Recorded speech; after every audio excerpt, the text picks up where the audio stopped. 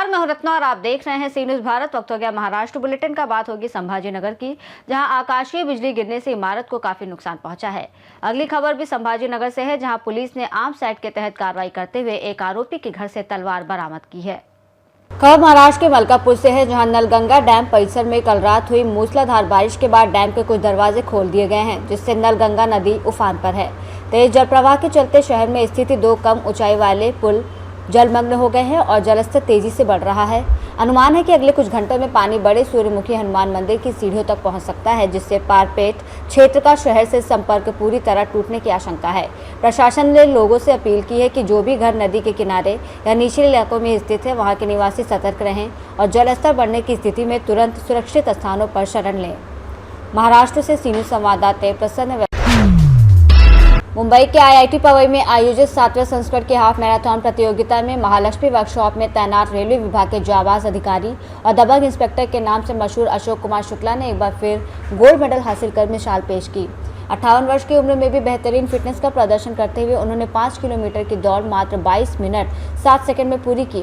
इससे पहले भी इंस्पेक्टर अशोक शुक्ला कई गोल्ड मेडल जीतकर आरपीएफ विभाग का नाम गौरवान्वित कर चुके हैं। सफलता पर खुशी व्यक्त करते हुए उन्होंने कहा कि वो हमेशा रेलवे विभाग और अपने चाहने वालों का नाम रोशन करते रहेंगे।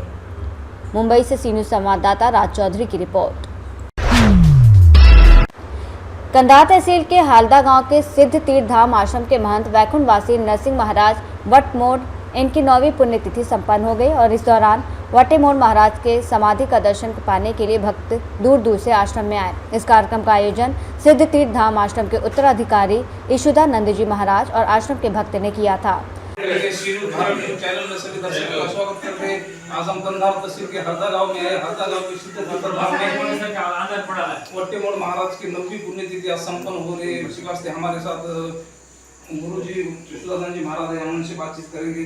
सर, आपका गुरुजी नमस्कार। सी न्यूज भारत न्यूज चैनल में आपका स्वागत है। आज वटेमोड़ महाराज की 9वीं पुण्यतिथि आपकी उपस्थिति में संपन्न हुई है। अब इसके बारे में क्या जानकारी बताना चाहते हैं?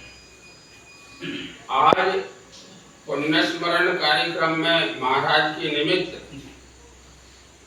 20,000 लोगों को अन्न दान किया गया और सत्संग कार्यक्रम हुआ, सप्ताह का कार्यक्रम हुआ और प्रवचन इत्यादि हुए। समग्र क्षेत्र की जनता आकर के कृतकृत हुई, सभी ने धन्यवाद दिया। ऐसे कार्यक्रमों से समस्त क्षेत्र में अध्यात्म धर्म की जागृति होती है और यही हम चाहते हैं। यही धर्मभूषण वटेमोड़ महाराज चाहते थे कि इस स्थान से धर्म का प्रचार प्रसार हो और धर्म की ध्वजा लहराए। आज यहाँ से इस कार्यक्रम के लिए भक्तजन कहाँ से दाखिल हुए, कहाँ से हम उपस्थित हुए? यहाँ से संपूर्ण नांदेड़ जिला की जनता थी और आसपास तेलंगाना, कर्नाटका, नागपुर और तुम्हारे से अन्य क्षेत्रों से जनता भी आई थी, लेकिन वो कम संख्या में थी। प्रॉपर आसपास क्षेत्र की जनता अधिक संख्या में थी। अब यहाँ पर जो भक्तगण भाविक जन आए हैं, आगे भी जो आना चाहते हैं, उन भक्तों के लिए आप क्या आह्वान करना चाहते हैं? अब यहाँ पर द्वारकाधीश भगवान की प्रतिष्ठा होने वाली है। धर्म सम्राट जगत गुरु शंकराचार्य जी, द्वारका पीठाधीश्वर सदानंद सरस्वती जी महाराज बोल के गए हैं कि यहाँ पर द्वारकाधीश भगवान की प्रतिष्ठा हो और बड़े ही धूमधाम बड़ा विशाल कार्यक्रम होना चाहिए। इसके विषय में शंकराचार्य जी का आदेश हुआ है, तो उस कार्यक्रम की रूपरेखा के लिए सारी तैयारियां प्रारंभ की जा रही है। इस कार्यक्रम का आयोजन आपने क्या क्या किया था? कितने दिन का आयोजन किया था? ये 8 दिन का कार्यक्रम था सप्ताह का। अब आने वाला कार्यक्रम 11 दिन का होने वाला है द्वारकाधीश का। अब अभी ज्ञानेश्वर समाधि 16 कार्यक्रम भी होना है। 17 नवंबर से ये चालू होगा, तो इसमें भी इसी प्रकार से बहुत विशाल कार्यक्रम होता है। पूरे 8 दिन का कार्यक्रम रहता है। इसमें 20,000 लोग सम्मिलित होकर के कार्यक्रम को संपन्न करते हैं। यशोदानंद जी महाराज ने वक्त निकाल के हमारे साथ बातचीत की, इसलिए श्री न्यूज़ भारत की वजह से उसको धन्यवाद देता हूँ। क्या मेरा नाम वसंत बाड़ी प्रसाद दिगंबर तेलंगे, श्री न्यूज़ भारत नांदेड़। नांदेड़ से सीधू संवाददाता दिगंबर तेलंगे की रिपोर्ट। नांदेड़ के हिमायत नगर में राष्ट्रवादी कांग्रेस पार्टी अजित पवार गुट के नेता और विधायक प्रताप पाटिल चिखलीकर अपने दौरे पर पहुंचे, जहां उनका स्वागत तहसील अध्यक्ष वामन राव पाटिल मिराशे ने किया। इस अवसर पर हदगांव हिमायत नगर विधानसभा अध्यक्ष एकनाथ पाटिल, शहर अध्यक्ष अमोल पाटिल धुमाले, युवक तालुका अध्यक्ष शीतल भाऊ सेवनकर सहित अन्य कार्यकर्ता मौजूद रहे। विधायक प्रताप पाटिल चिखलीकर के साथ नागनाथ घिसेवार जिला अध्यक्ष बाला साहेब पाटिल, रावणगांवकर स्वप्निल इंगले पाटिल भी मौजूद थे।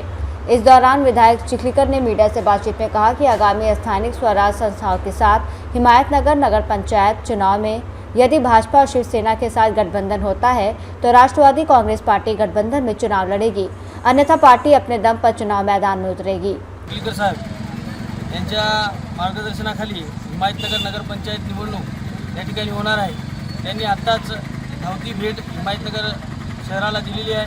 त्या धावत्या भेटीमध्ये तुमच्या पत्रकार परिषदेमध्ये सांगितलं की आम्हाला वरून कुठलाही संदेश आलेला नाही, आल्यास त्या गोष्टीचा विचार करू।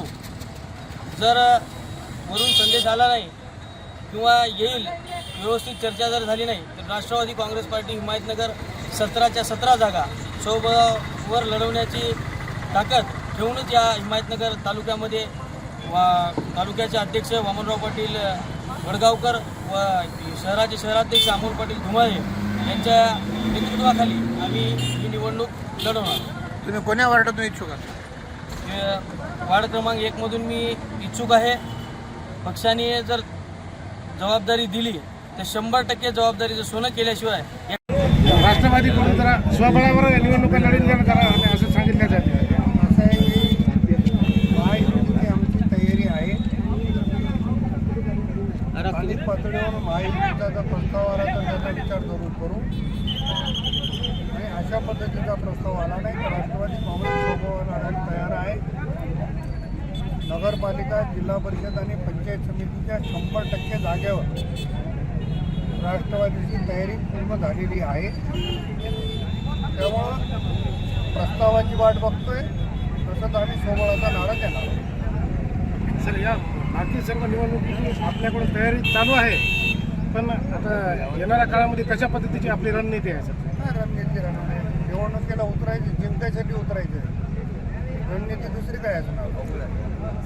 सर, हिमायतनगर शहरामध्ये अगोदर काँग्रेस पक्षाची सत्ता होती, नंतर 2.5 वर्षानंतर शिवसेनेमध्ये त्यांनी प्रवेश करून शिवसेनेची सत्ता आणली। त्यानंतर तुम्ही काय सांगणार की आता सध्यामध्ये काय कशी परिस्थिती राहणार? का काँग्रेस पक्षाला पुन्हा स्वबळावर सत्ता आहे? बीजेपी सोबत आपले गठबंधन होणार आहे का साहेब?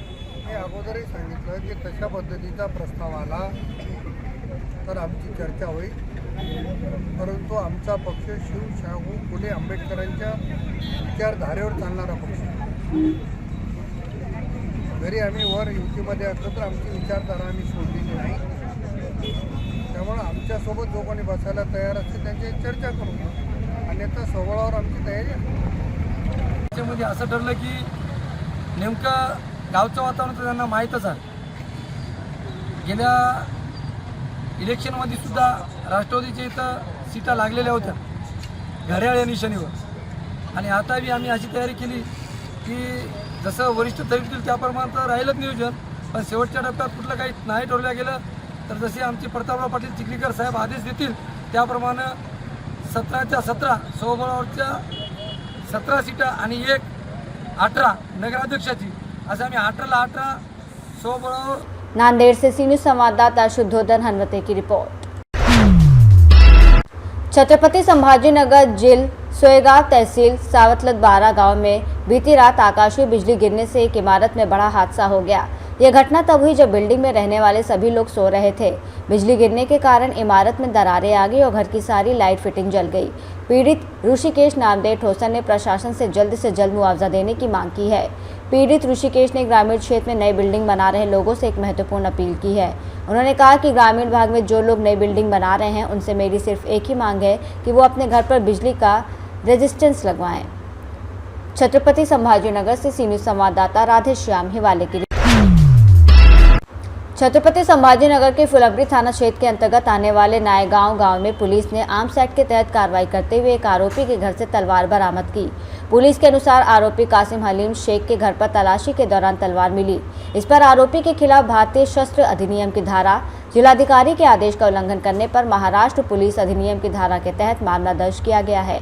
यह कार्रवाई सहायक पुलिस निरीक्षक रघुवीर Murade, police head constable Kailash Rathod, चालक हेड कांस्टेबल इलाज शेख, पुलिस कांस्टेबल गायकवाड़, महिला राठौड़, चालक हेड कांस्टेबल इलाज शेख, पुलिस कांस्टेबल गायकवाड़, महिला पुलिस कांस्टेबल शीतल वाठोरे की टीम ने की। कार्रवाई पुलिस निरीक्षक संजय सहानी के नेतृत्व में छत्रपति संभाजीनगर ग्रामीण के पुलिस अधीक्षक विनय कुमार राठौर और उप विभागीय पुलिस अधिकारी पूजा नागरे के मार्गदर्शन में संपन्न हुई। संभाजीनगर से सी न्यूज संवाददाता राधेश्याम हिवाले की रिपोर्ट।